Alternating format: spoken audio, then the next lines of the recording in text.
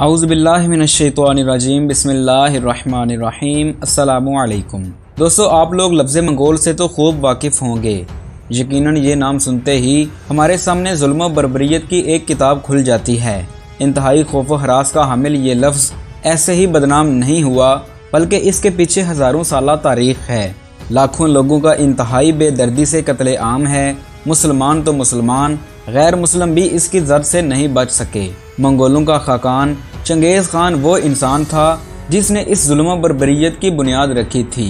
Mongol जहाँ भी जाते थे उस जगह को तबाह बर्बाद करके वहाँ खूब कत्ले आम करते, और चंगेज़ खान ने चीन की सबसे बड़ी रियासत चिंग सल्तनत को तबाह करके मुस्लिम सल्तनत का रुख किया। तो सबसे पहले वो चीन और रूस से सेंट्रल एशिया तक अनगिनत जुल्म की दास्तानें रकम करता हुआ ख्वारिज़म सल्तनत तक पहुँचा। लेकिन यहाँ इसे एक मुसलमान कमांडर जलालुद्दीन ख्वारिज़मी ने इतना टफ टाइम दिया कि चंगेज़ खान की सल्तनत तबाही के दहाने पर आन पहुंची। ये बहादुर मुसलमान जलालुद्दीन ख्वारिज़म कौन था और इस पर तुर्क ड्रामा सीरीज़ कब शुरू होगा, इन तमाम सवालात के जवाबात जानिए इसी वीडियो में। वीडियो शुरू करने से पहले आपसे रिक्वेस्ट है कि चैनल को सब्सक्राइब करके बेल आइकन पर क्लिक करें ताकि हमारी तमाम लेटेस्ट वीडियोज़ के नोटिफिकेशन सबसे पहले आप तक पहुँचें। दोस्तों, ये बात है 1217 की कि ईरान और इसके इर्द गिर्द के इलाकों में सल्जूकी सल्तनत से अलग एक मुस्लिम रियासत कायम थी जिसे शाही सल्तनत ख्वारिज़म कहा जाता था। ये उस दौर की सबसे बड़ी मुसलमान सल्तनत थी जिसके बादशाह का नाम सुल्तान मोहम्मद सानी या अलाउद्दीन ख्वारिज़म शाह था। ख्वारिज़म शाह का ख्वाब था कि वो चीन और बगदाद को भी फतह करे। ख्वारिज़म शाह खुद को सिकंदर आज़म सानी भी कहता था, यानी कि सिकंदर आज़म दोम।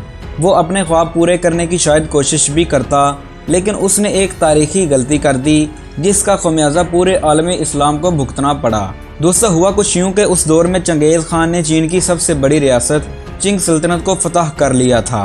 चीन और रूस को फतह करने के बाद वो मज़ीद आगे बढ़ना नहीं चाहता था, बल्कि वो वहीं रहकर अपनी सल्तनत को मज़ीद मुस्तहकम और खुशहाल करना चाहता था। इसी सिलसिले में उसने इर्द गिर्द की रियासतों के सरबराहों से मुआहदे भी किए। यूँ उसने अपना एक वफ्द ख्वारिज़म शाह के पास भी भेजा जिसने ख्वारिज़म शाह से मुलाकात की और मुआहदा भी तय किया, जिसके बाद ख्वारिज़म शाह चंगेज़ खान से बाहमी तजारत के लिए रजामंद हो गया।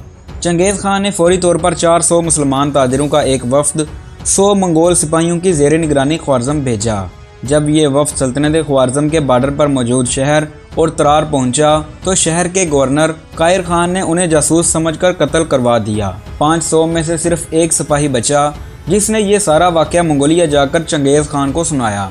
चंगेज़ खान को जाहिर है गुस्सा तो आया होगा, लेकिन उसने तहकीकात के लिए एक मुसलमान और 2 मंगोल सिपाहियों को ख्वारिज़म भेजा। उन्होंने ख्वारिज़म शाह से और तरार के गवर्नर का मुतालबा किया, लेकिन उल्टा ख्वारिज़म शाह ने मुसलमान सफ़ीर को कत्ल करवा दिया और दोनों मंगोलों की दाढ़ियाँ और बाल कटवा दिए। जब यह खबर चंगेज़ खान तक पहुंची तो वो आग बगोला हो गया। उसने ख्वारिज़म शाह को आखिरी बार पैगाम भेजा कि अब तिजारत ख़त्म और जंग शुरू। यूँ चंगेज़ खान लश्कर जर्रार लेकर सल्तनत ख्वारिज़म के करीब पहुंच गया। दोस्तों, ये बात जानकर आप हैरान होंगे कि ख्वारिज़म शाह का लश्कर चंगेज़ खान के लश्कर से 2 गुना से भी ज़्यादा था। मगर यहाँ ख्वारिज़म शाह ने दोबारा तारीखी गलती की। उसने अपनी सारी फ़ौज को चंगेज़ खान का मुकाबला करने की बजाय फ़ौज को तकसीम करके 3 शहरों पर तैनात कर दिया। यूँ मंगोलों ने एक एक करके तीनों शहरों को फतह कर लिया। चंगेज़ खान ने 1 साल के अंदर अंदर पूरी सल्तनत ख्वारिज़म को फतह कर लिया। ख्वारिज़म शाह के पास जाहिर है भागने के अलावा कोई भी चारा नहीं था। चनाचे ख्वारिज़म शाह अपने हरम के चंद वफादार लोगों और अपनी औलाद को लेकर भाग गया। फिर चंगेज़ खान ने अपने सिपाहियों को हुक्म दिया कि सुल्तान अलाउद्दीन मोहम्मद सानी यानी ख्वारिज़म शाह बेशक आसमान पर भी चढ़ जाए, उसे वहीं से ढूंढ कर लाओ। चनाचे एक बड़ा लश्कर शिकारियों की तरह सुल्तान के ताक़ुब में लग गया। सुल्तान अलाउद्दीन मंगोलों से बचने के लिए कभी एक शहर से दूसरे शहर, फिर एक जजीरे से दूसरे जजीरे फिरता रहा। इसी दौरान 1221 में उसकी बेदर्दी से मौत हो गई। इतनी बेदर्द मौत कि उसके पास पहनने के लिए कफन तक नहीं था। लेकिन चंगेज़ खान के लिए असल चैलेंज अभी आगे था, यानी सुल्तान का बेटा जलालुद्दीन ख्वारिज़म शाह। जलालुद्दीन ख्वारिज़म किसी न किसी तरह मंगोलों से बच निकला। वो चंगेज़ खान के सिपाहियों के हाथ कभी नहीं आया, इसीलिए वही मंगोलों के खिलाफ मुसलमानों की जंग आज़ादी की अलामत बन गया। अब जलालुद्दीन ख्वारिज़मी को गजनी पहुंचना था, जहां उसके हामी इकट्ठे हो रहे थे। चनाचे जलालुद्दीन ख्वारिज़मी मंगोलों की छोटी छोटी जड़बों को शिकस्त देता हुआ गजनी जा पहुंचा। जलालुद्दीन के गजनी पहुंचने के बाद उसका वफादार दोस्त तैमूर मलक भी 30,000 सिपाहियों के साथ गजनी पहुंच गया। यूँ गजनी में तकरीबन 80,000 के करीब फौज मंगोलों से मुकाबले के लिए तैयार खड़ी थी। इस तमाम सूरत हाल का इल्म चंगेज़ खान को भी हो चुका था। इसी दौरान चंगेज़ खान का दामाद निशापुर में मारा गया और चंगेज़ खान ने बदला लेने की गर्ज से निशापुर को आग लगा दी। फिर एक और हादसा हुआ कि चंगेज़ खान का पोता बामियान में मारा गया, तो चंगेज़ खान ने बामियान को भी न सिर्फ तबाह किया बल्कि यहाँ मौजूद हर सांस लेने वाली मखलूक को कत्ल कर दिया। निशापुर और बामियान में कामयाबी के बाद अब चंगेज़ खान का मुकाबला था जलालुद्दीन ख्वारिज़मी से। चंगेज़ खान ने अपने एक कमांडर को 40,000 के ज़बरदस्त लश्कर के साथ रवाना किया। इस लश्कर को जलालुद्दीन ख्वारिज़मी ने गजनी के करीब शानदार शिकस्त से दोचार किया और मंगोलों को भी पहली बार लफ्ज़ शिकस्त से आशना किया। दोस्तों, मंगोलों को ऐसी इबरतनाक शिकस्त इससे पहले कभी नहीं हुई थी। ये एक ऐसी शिकस्त थी कि मंगोल लश्कर सर पर पांव रखकर भाग खड़ा हुआ। इसके बाद मंगोल कैदियों से गिन गिन कर बदले लिए गए।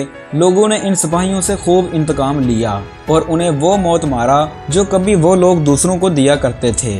जलालुद्दीन ख्वारिज़मी ये मंजर दूर से देखकर मुस्कुरा रहा था। दोस्तों, ये सब दास्तान सुनकर चंगेज़ खान बजाते खुद इंतकाम से खोलता हुआ लश्कर लेकर जलालुद्दीन ख्वारिज़मी के मुकाबले के लिए निकला। वो बहुत जल्द गजनी के करीब पहुंच गया, लेकिन वहां जलालुद्दीन की कुव्वत पहले से बहुत कमज़ोर हो चुकी थी। उसके 30,000 सिपाही उसे छोड़कर जा चुके थे। वो मंगोलों से बचने के लिए अफगानिस्तान के रास्ते मौजूदा पाकिस्तानी सूबे खैबर पख्तूनख्वा में दाखिल हो गया। वो होते होते कालाबाग के मुकाम तक आन पहुंचा। यहाँ उसकी फौज दरियाए सिंध पार करने ही लगी थी कि चंगेज़ खान का लश्कर भी आन पहुंचा। अब जलालुद्दीन के पास मुकाबले के सिवा कोई चारा नहीं था। उसने फौरी तौर पर अपनी कश्तियों को आग लगाई और तमाम सोने और हीरे जवाहरात को दरियाए सिंध में फेंक दिया ताकि उसके सिपाही भागने की कोशिश भी न करें। लेकिन जब जलालुद्दीन ने अपने लश्कर को हारते हुए देखा और बचाव की कोई सूरत ना देखी तो वो घोड़े के साथ दरियाए सिंध के किनारे एक चट्टान पर चढ़ गया। फिर उसने 60 फुट की बुलंदी से दरियाए सिंध में छलांग लगा दी। चंगेज़ खान दरिया के ऊंचे किनारे पर खड़ा ये मंजर देख रहा था, जबकि उसके सिपाही जलालुद्दीन पर तीर की बारिश कर रहे थे। लेकिन चंगेज़ खान ने हाथ खड़ा करके उन्हें रोक दिया। उसने जलालुद्दीन की तरफ देखते हुए कहा कि ऐसे बहादुर बेटे का हक था कि इसे ज़्यादा शानदार बाप मिले। यूं जलालुद्दीन घोड़े समेत दरिया पार कर गया। फिर उसने दिल्ली के सुल्तान शमसुद्दीन इल्तुतमिश से रब्ता किया कि वो मंगोलों के खिलाफ उसका साथ दे, लेकिन इल्तुतमिश ने साफ इनकार कर दिया। दोस्तों, जलालुद्दीन ख्वारिज़मी बड़े अरसे तक रूपोश होता रहा और खुफिया तौर पर मंगोलों के खिलाफ जहाद भी करता रहा। ताहम उसकी कई छोटी छोटी लड़ाइयाँ भी हुईं और एक बार उसका बाजू भी जख्मी हुआ। 2 साल तक वो खुफिया तौर पर लाहौर में रहा, फिर सिंध से होता हुआ ईरान चला गया। दोस्तों, वो मरते दम तक मंगोलों के खिलाफ जहाद करता रहा, लेकिन उसे कुछ ज़्यादा कामयाबी न मिली। वो अपने बाप की खोई हुई सल्तनत दोबारा हासिल करने की भी कोशिश करता रहा। 1231 में मुसलमानों के इस गुमनाम हीरो को तुर्की के इलाके दयार बकर के करीब मंगोलों से आखिरी शिकस्त हुई। फिर एक जगह वो खैमा जन था कि कुछ कुर्द डाकुओं ने उसके खैमे पर हमला करके उसे कत्ल कर दिया। यूं चंगेज़ खान का एक बहुत बड़ा दुश्मन और इस्लामी दुनिया का एक अजीम बहादुर इंसान इस दुनिया से हमेशा के लिए कूच कर गया। दोस्तों, ड्रामा सीरियल दिल इश्क अर्तुगरुल के प्रोड्यूसर महमद बुज़दाग एक नई सीरीज़ तैयार कर रहे हैं जिसकी कहानी जलालुद्दीन ख्वारिज़मी के गिर्द घूमेगी।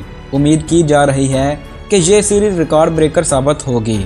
14 फरवरी से ये बाकायदा रिलीज़ होगी और इसे उर्दू में देखने के लिए हमारी वेबसाइट www.makkitv2.com विज़िट करें। इसके साथ साथ मज़ीद तारीख़ी वीडियोज़ के लिए हमारा चैनल सब्सक्राइब करें।